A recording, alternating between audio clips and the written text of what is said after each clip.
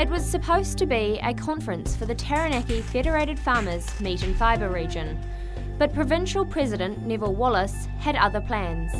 The keynote speaker was the country's Chief Coroner, Judge Neil McLean.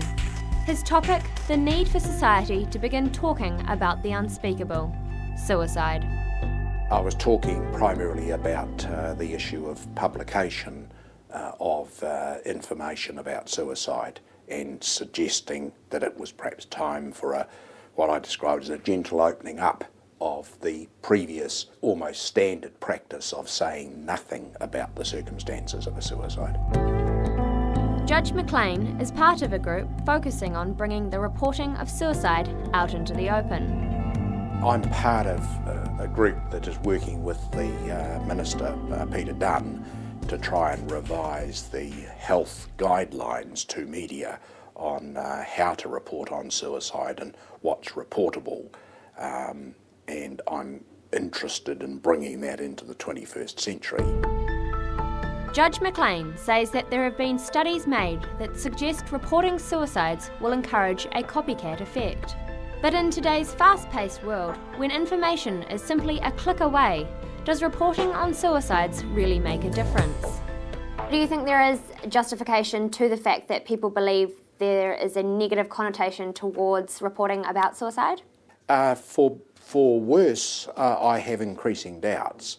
The reality is, and I spoke about this to the Federated Farmers Group at Hawera, is that people don't tend to get their information now from the main newspapers. Things have just changed about the way we get our information. I think it's suddenly dawning on people that our suicide rate is quite high, and it particularly becomes apparent when you look at what's happening with the road toll, which is almost plummeting now, but it's certainly not increasing, and it is decreasing, whereas the suicide rate isn't. It's staying much around the same.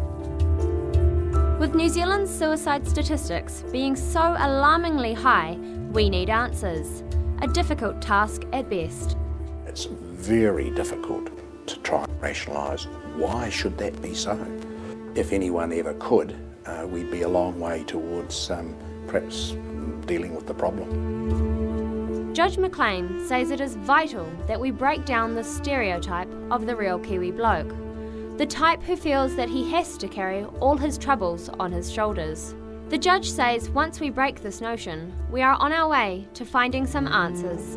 And particularly rural males, there's a kind of a culture of, a real man doesn't actually complain, he just gets on and does it.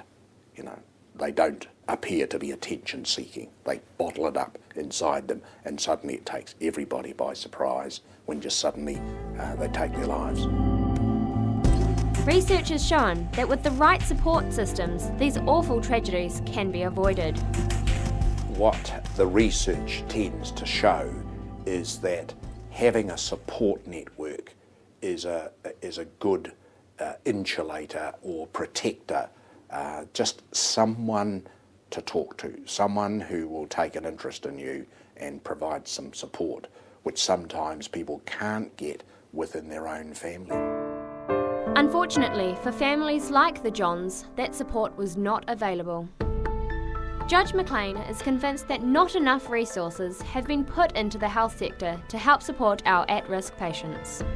It seems to me that, as a matter of common sense, if the resources can be made available for the GPs who are normally at the front edge of this to spend some more time with their patients, make sure they are referred appropriately, it can only do good.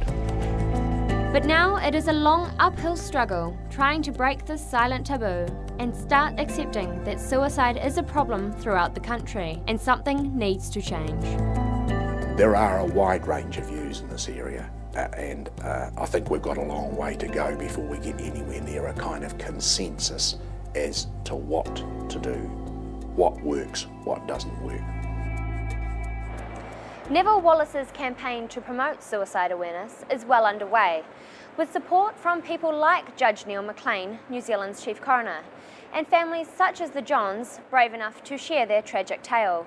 Now it is up to the organisations such as Federated Farmers, the government, support systems and the media to keep the ball rolling. Emma Jones, Country 99 TV News.